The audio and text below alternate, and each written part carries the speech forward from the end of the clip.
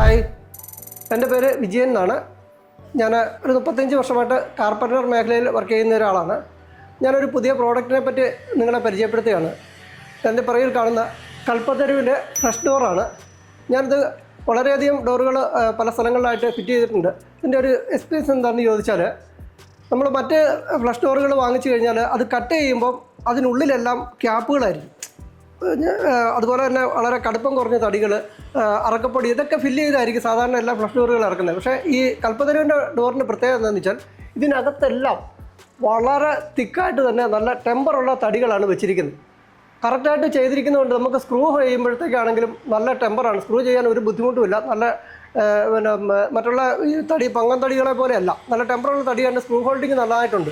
അതുപോലെ നമുക്ക് എവിടെ വേണമെങ്കിലും കട്ട് ചെയ്യാം. കട്ട് ചെയ്താൽ യാതൊരുവിധ പോരായ്മകളും ഇല്ല കട്ട് ചെയ്യുന്നതിന്.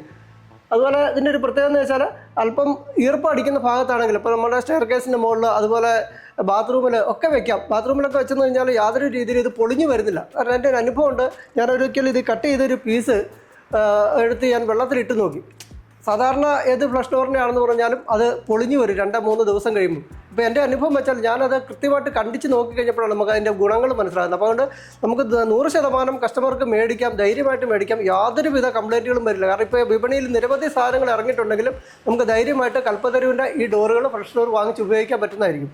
ഇത് പാലായിലെ അശോക് ട്രേഡ് ലൈൻസിലാണ് വിൽപ്പന നടക്കുന്നത്. ഞാൻ സ്ഥിരമായിട്ട് ഇവിടെ നിന്നാണ് എടുത്തുകൊണ്ടിരിക്കുന്നത്. അപ്പോൾ നിങ്ങൾക്കും ധൈര്യമായിട്ട് മേടിക്കാം. യാതൊരുവിധ സംശയങ്ങളും വേണ്ട. അത്ര പെർഫെക്റ്റാണ്. ഇതിൻ്റെ അകത്തെ ലെയറുകളെല്ലാം നല്ല ക്ലിയറായിട്ട് തന്നെയാണ് അവർ ഉപയോഗിച്ചിരിക്കുന്നത്. നമുക്ക് ധൈര്യമായിട്ട് മേടിച്ച് ഉപയോഗിക്കാം.